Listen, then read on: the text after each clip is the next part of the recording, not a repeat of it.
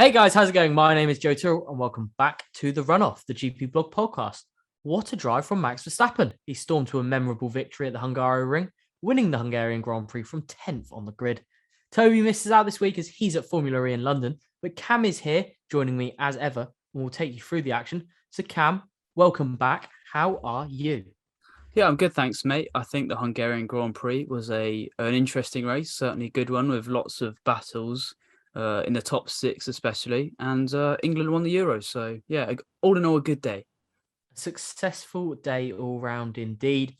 George Russell, Lewis Hamilton for the Brits in Hungary, and England Lionesses at Wembley in the football.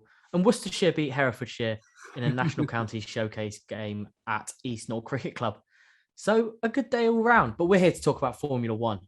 And Max Verstappen has once again proved he's a class act and he's in a league of his own, isn't he, Cam? Yeah, for sure. I mean, coming into this race this Sunday, Red Bull starting P10 and P11, and they managed to score more points than Ferrari, which says a lot. And Max, yeah, even managed to do a 360 spin in the penultimate corner and still won the race. So, yeah, they had some serious pace. Obviously, I'm sure we'll get on to how Ferrari sort of handed them the win, but in terms of Max himself, yeah, a stellar drive. Obviously had the issue in qualifying that meant he couldn't set a competitive lap time in Q3. And Perez, yeah, he was out in Q2, got blocked by traffic and then was not really anywhere really in the race. But Max was showing that Red Bull certainly have pace, and I think it's 80 points now, the championship, and with 9 races to go, I can't really see it any world in which Max Verstappen doesn't retain his drivers' championship. It's the story of Perez's season for the last few weeks that he's just sort of been nowhere. He had a pretty miserable weekend. Yeah, for sure. I mean, it was weird because he was certainly on top of the Red Bull towards the start of the season. There was certainly a period near the middle, I think. Well, maybe not quite the middle, but just before then, where he was looking really competitive, and he was not quite looking on Max's level, but pretty close to it, as close as you can really get. Especially when he won in Monaco. Yeah, I think he was that period of races. He looked really good, and I think Red Bull have brought some updates since then, and they've not quite suited Perez, and he's sort of gone back to being that clear second driver, where he's quite a way off Verstappen in qualifying and in the race pace, and yeah, frustrating for him given where he finished compared, considering Max won the race. But yeah, I think there'll be work to do. Summer break maybe help out Checo, but I think that they looked for a couple of weeks like he might be able to make a fight at the championship, especially when he was second. But now it does look like he's in full mode to help out Verstappen as best he can. Well, yeah, absolutely. Perez is in no form whatsoever, really. Ferrari are in no form whatsoever. But Max Verstappen is right at the top of his game. So he's got pretty much an insurmountable lead now. He will probably go on and win a second world championship. So congratulations, Max, for whenever that happens. But I want to touch on Mercedes. They have had, I'm sure we'll talk about them more later in the episode, but they've been going about their business a little bit quietly. And I thought, from what I saw, they looked really good this weekend, because in the past, we've sort of thought, they've bought these updates, but they've not really done anything. And they've relied on Ferrari and Red Bull having poor weekends and having reliability issues to get results. But the difference today is I saw them making overtakes on their rivals. I think Hamilton, especially on those games. Yeah, absolutely. And everything. Russell defending really well, Russell leading for 30 odd laps. It wasn't as if they were relying on those other drivers failing. They were making moves themselves, which is, I think, the first piece of evidence of them moving in the right direction. Yeah, I agree. I think, like you mentioned, the rest of the season, it's been Red Bull and Ferrari, a gap to Mercedes, and they've relied on mishaps for the front two teams to get their podiums. But I think this weekend it was obviously Ferrari made a few errors with regards to Leclerc. It goes without saying, but Mercedes, putting it on par. Obviously, I think the end of Friday, George Russell was saying it in his post-qualifying interviews that they were all there till 11 p.m. scratching their heads, not really knowing where the pace had gone because it was looking good at France. And then Friday came about, and like we've seen all season, they were back in the midfield. It was nothing. It was not the promise they'd showed at Paul Ricard. And then Saturday came around, George sticks a mega lap in. Hamilton probably would have been not too far away if he hadn't had that DRS issue that meant he couldn't set another good lap time at the end of Q3. And yeah, obviously George didn't quite have the pace to win the race. And I think had he been starting not on pole, he would have been again further away. And it was helped that he was sort of backing up the pack, if that can really be said. But yeah, Mercedes had pace, and Hamilton on the softs at the end. I mean, wow! It was Like fine. He took over. honestly, Sainz was it? Yeah, And he was Russell, the quickest man on Perez. track by far. Fastest lap, that says it all. Yeah. I mean, yeah, They've got the pace. Proof. And I think Mercedes will take great encouragement from that. I mean, it's Hamilton's 5th podium in a row, his 2nd P2 in a row, same podiums as last week at Paul Ricard. And yeah, I think if it'd been a couple more laps, I would have been quite interested to see, because I think Hamilton was genuinely, I don't know where they found. I mean, I don't think he knew. He didn't know where the pace came from on those softs. But yeah, they were just. I mean, he was so much quicker than Leclerc on the softs. Like Leclerc put those softs on obviously after Ferrari made some errors on the pit wall. Yeah. But Hamilton was quicker than Leclerc on the soft tire, which I mean, no one would have thought that coming into this weekend, really, because Ferrari just are the quickest car naturally. Did you say there that was Hamilton's 5th podium in a row? Yeah, 5th podium in a row. That's pretty insane when you think about. Am I right in saying he hadn't had one since the opening race of the season? Yeah, it was. He'd had one first race, then blank, and then 5 in a row. That's that just I think shows the strides Mercedes have made, that they're not relying on other teams now. They are back, not quite quick enough to pit Max Verstappen, but Max in a car that suits him is going to be hard to beat. You've got to have a incredible car yourselves. Yeah, but I think I think they're there with Ferrari now in terms of just the all-round package, including reliability. Yeah, for sure.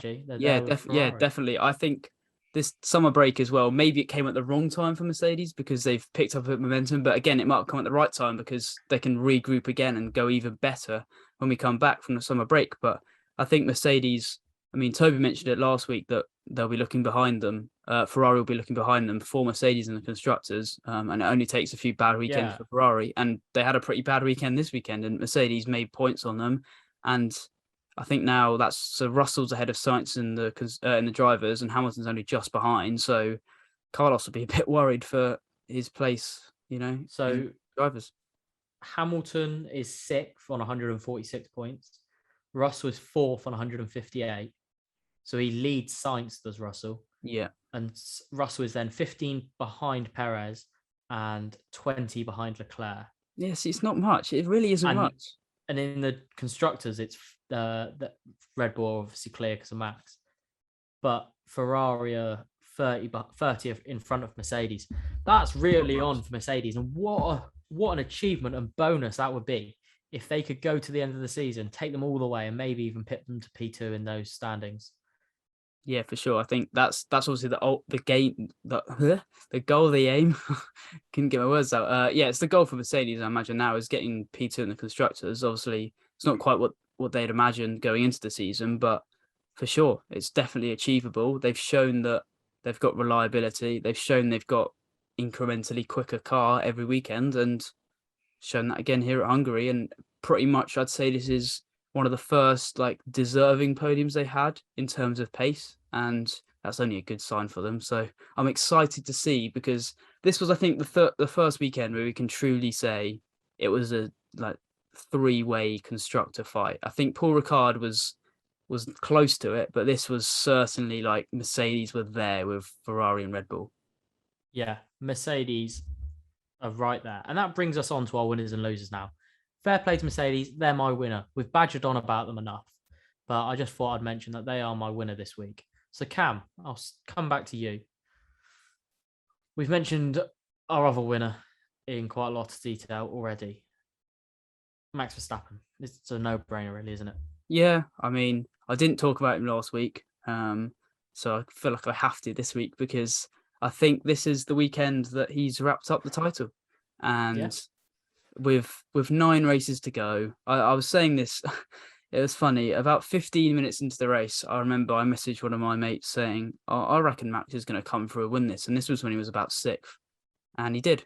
And I was hoping he wouldn't, because I want a close championship fight. But I've said this before, I just can't see a world in which Max Verstappen doesn't finish on the podium on pace. Like, unless there's an incident that happens, I even if Mercedes are back, I still can't see a way that Max isn't in the top 3. And if that happens, like, Leclerc's just not going to gain enough points to claw back that, the gap at the moment. So yeah, unless something seriously happens where Mercedes and Ferrari bring updates over the summer, because Ferrari now need Mercedes to take points off Red Bull. Like, that is kind of what, like, Mercedes obviously rivaling Ferrari, but Ferrari need them to take points off Red Bull now. Like, that's the scenario they've got themselves into. So unless they come with huge upgrades, or Red Bull suddenly have a car that's unreliable, or has got no pace, then yeah, Max has done it. So yeah, I mean, this is the weekend I think we can finally say without much hesitation that he's going to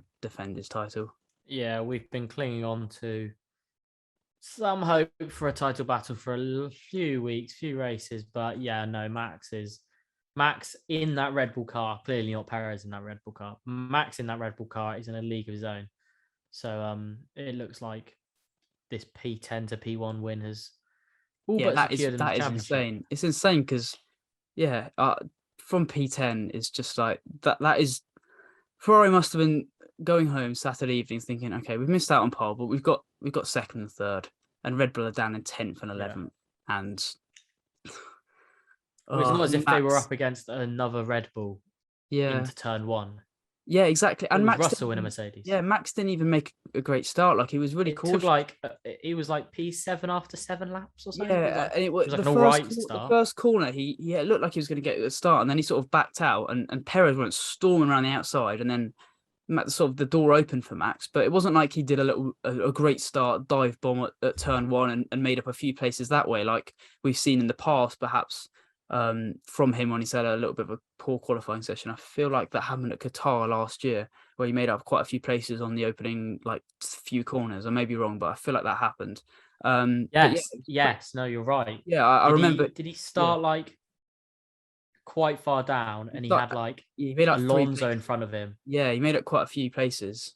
And by turn 1, he was P2, and it wasn't anything like that. It was a conservative start, and it worked. And he even had time for a spin.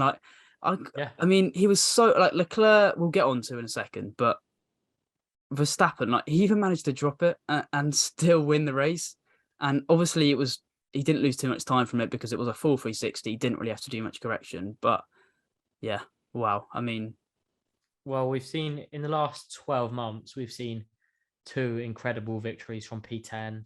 Lewis in Brazil last year, and today Max from P10 in Hungary. I think that just emphasizes that those 2 drivers on ability, arguably in a league of their own. Yeah, they are. Yeah, racecraft, pace, experience. In terms of that, heat of the battle experience, Leclerc's still learning his trade, really, isn't he? Yeah. Max has had the last year to get used to that. So Leclerc's still learning, but unbelievable from Max. Great win, which has all but secured the title, as we've already mentioned. I'll tell you what, I'm going to start with my loser, because we've already mentioned your loser quite a lot already. My loser is the man that topped FP3, believe it or not, Nicholas Latifi. I was in absolute shock when he was P1 in FP3, and I thought, well, I don't really watch the practice sessions, because why would you? They're a bit boring, but sorry if you do, Cam. But I don't. I did watch it, but yeah. Nicholas Latifi was P1.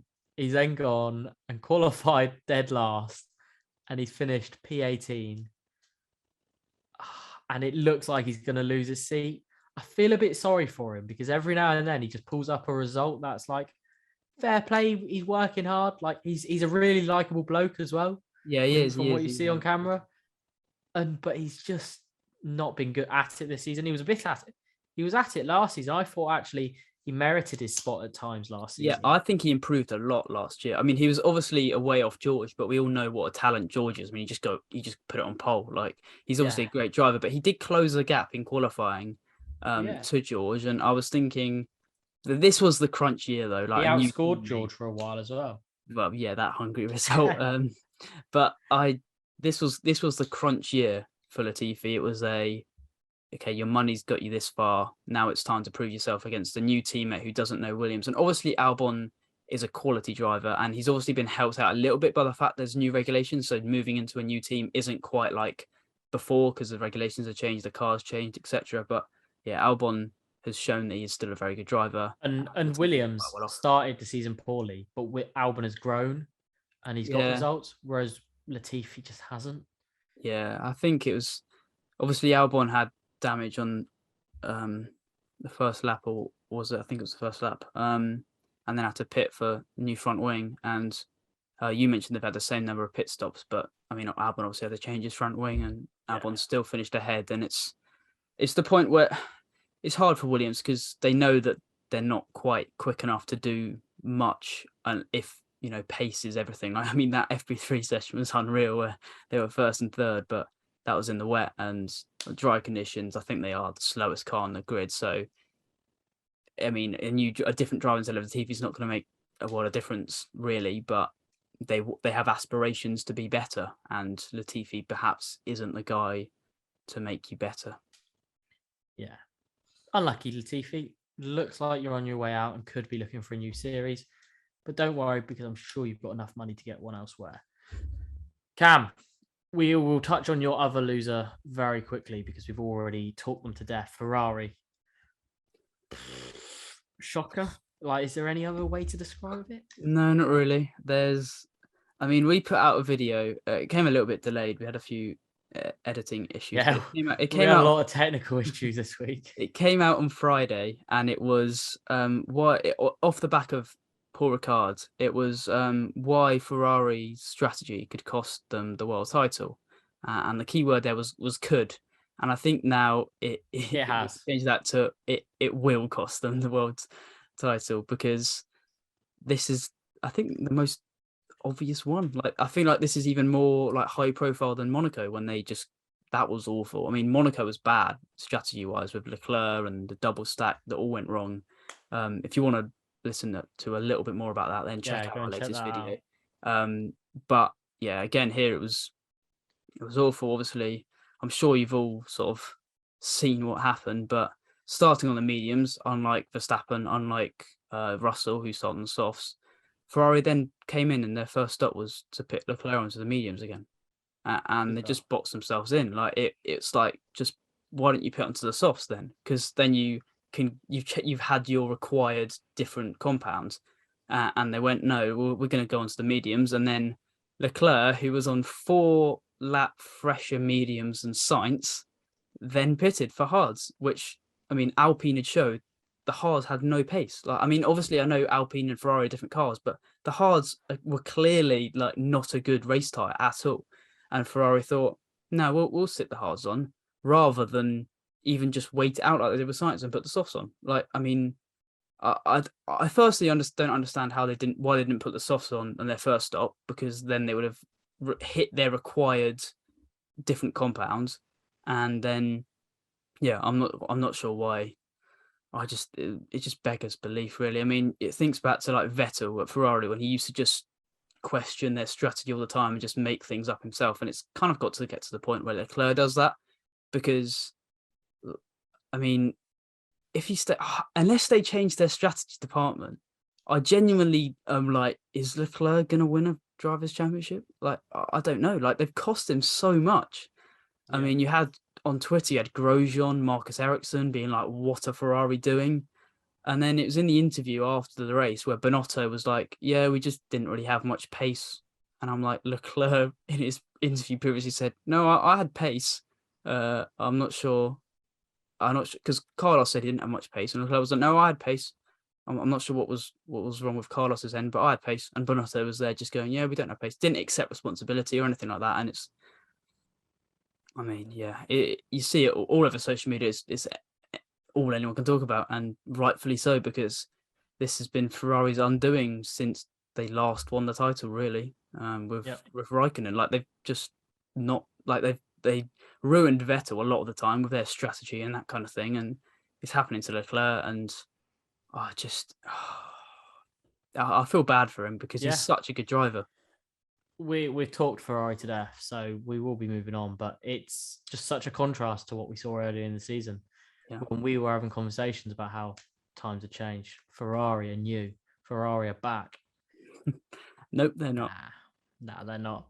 But before we go on and we look ahead to sort of where we are in the season, where we stand, where we are at the championships, we're just going to pay a little tribute to, I think, certainly, without a shadow of a doubt, is my second favorite driver of this era, second favorite driver behind Lewis since I've been watching Formula One.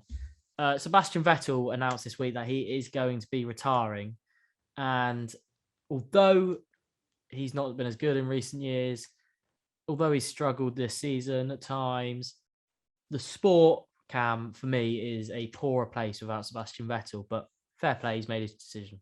Yeah, I think it's half of me is like, yeah, it's sad to see Seb go. It's gonna be weird with him not on the grid, really. It's just been commonplace for so long. But I think obviously he's made the decision that he feels right for his career, and fair play to him, going to spend time with your family. I mean, it's a draining sport, traveling all over the world every single week pretty much, not 9 really months spending of the much year. time in one place. Yeah, you're hopping on a plane every other week. Yeah, a month off every in the week. middle of the season. Yeah, so I think at his age, what he's accomplished, and the fact that he's at an Aston Martin team that aren't really, challenging, it's sort of like, well, what's the point if I'm out in Q1 most weeks and I'm not really. Obviously, you got a point in Hungary, you got 10th, but Yeah, he's not really fighting for wins or high point scoring position. no. So it's like, Which is maybe what he was hoping for when he went to Aston Martin. That yeah, would give him that new lease of life, but it's not come about, has it? yeah, because I think Ferrari 2020 was obviously not a good year for Seb, and it was the end of a couple of poor years after 2017 when he was really, really good. And both those 2017 and 2018 for that matter. yeah, The championship was in his hands, and Ferrari have screwed him over, yeah, like it seems to do it to every yeah, driver. like they've done with Leclerc. But yeah, no, Seb obviously 4-time world champion, and one thing I hope happens is that, like Alonso's retirement, we have Alonso, Hamilton, and Vettel doing some donuts at Abu Yes. Dhabi. I want to see that picture recreated. Yeah, absolutely. And yeah, those three have defined the sport for the last over a decade. 15 years, yeah, you'd say. Yeah. I will give you my best Vettel moment, and then you can give me yours. I just think that first world title in 2010, when I can't remember it 100%, but it was the first properly that I can remember, because I knew about Lewis in 08 and Button in 09, but Seb in 2010 was the first one I can properly remember. And I just remember coming from nowhere in the last few weeks of the season, and then everything going his way in Abu Dhabi, the results going his way, and him becoming a world champion for the first time. That was great. I don't know what your favorite Vettel that moment was is. special when you got his engineer going do Weltmeister or whatever he was saying, and he was like, it's looking good. You hold on. He was listing, it was like Hamilton P2, Button P3, and then he's done it, and that was and Vettel's crying and everything. Yeah, that was spectacular, and I think his best season was probably 2011. Obviously, 2013, you broke all the records for consecutive wins and everything. But I think 2011 was, pretty special from Seb. And that whole Red Bull era, really, he was just, obviously, the cars helped him a lot. And there's that video of him bowing down to the car after his fourth, I think. And obviously, it was an incredible car. But what a driver. I mean, seriously, great driver. Defined the sport. All the drivers, like, after the retirement announcement, you all saw them in the interviews just paying their respects, saying what a great driver, but what a great guy he is as well. So I think that says a lot, that he's well loved on and off the grid, on and off the track. So yeah, I wish him well. Yes, thank you for the memory, Seb. It has been a very, very memorable time, and we hope that in the next 4 or 5 months, you can provide us with 1 or 2 more special Get a win. moments. Get a win. I would love to see a Seb Vettel win. Exactly. That would be incredible. So we're crossing our fingers for you, Seb. But yeah, all the best in whatever you choose to do next. But we'll get on to predictions. Predictions. Yeah, we won't make predictions for 4 weeks' time, but we'll, because it is like another month until the next race. Yeah, but we ages. will go through the results and where we are. Yeah, so I'll go. Do the honours, Cam. Yeah, so unfortunately for a lot of us, for me, you, and I think we've had shockers, haven't we? Yeah, we have. Well, I have. Of the 9 predictions, obviously, we've each made a poll, win, and surprise prediction. Only one was correct, which was me predicting that Max would win the race. And I definitely wouldn't have predicted that if I'd have made them on Saturday evening. But I got that right. So I've moved up to 5 points, which is level with you now, mate. Toby's still ahead with 7. But just to run you through the predictions in case you didn't. Toby's got -2 for not sending us any content for this week. Yeah, we should dock him points. Yeah, dock him points. I mean, Toby was close. I mean, close-ish. I mean, he got it the wrong way around, didn't he? Yeah, Russell win, Verstappen pole. If he got them the other way around, obviously, and then he predicted Norris podium, and Norris was best of the rest. So yeah, I predicted Max win, Leclerc pole, Alonso top 4, and Alpine.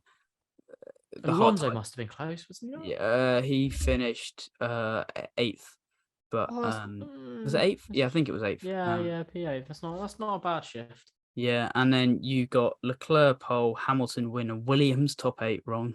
Yeah, I have a stinker. Can I take Latifi and Albon's P1 and P3? Was it in FP3? I mean, if you predicted that, then wow, because that is a serious. But yeah, Latifi to top a session would have been a great surprise. I'd love to know what money you'd get on that now. But yeah, so going into the summer break, Toby leads on 7, and me. You're on 6, I'm on 5, is it? No, we're both tied on 5, so... Oh, we're both tied on 5, so it's 7-5. It's all to play for going into the second half of the season. But Toby leads, so we've got to peg him back. And especially as he's not here this week. He's gone and got points, and he's not here. Well, he didn't get points even. You've got points. He leads, and he's not even here. Yeah. But we'll find out what happens in the second half of the season. We'll be back in about 2 weeks' time. We haven't officially decided yet. We'll be back doing our mid-season rankings podcast thing, like a mid-season review. What's happened. Yeah, we'll talk about some things and go into it a bit more depth. We'll do a bit of everything, I think, in that one. Yeah, why not? But yeah, we'll leave that for 2 weeks' time. Cam, thank you for joining me on the runoff. Yeah, it's been absolute pleasure. Fun without Toby, I think. Yeah. Hopefully next time Toby is here, and he'll provide us with some absolute gems of knowledge like he always does.